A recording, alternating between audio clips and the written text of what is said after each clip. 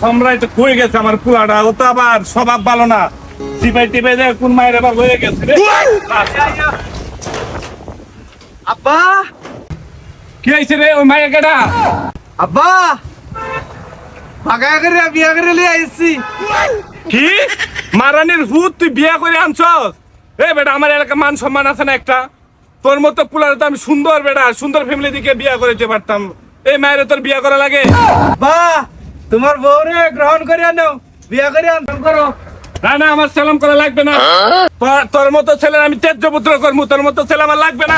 আমার কত বড় স্বপ্ন ছিল তোর ধুমধাম করে আমি বিয়ে করবো, আমার স্বপ্নটাই তুই ভঙ্গ করছস।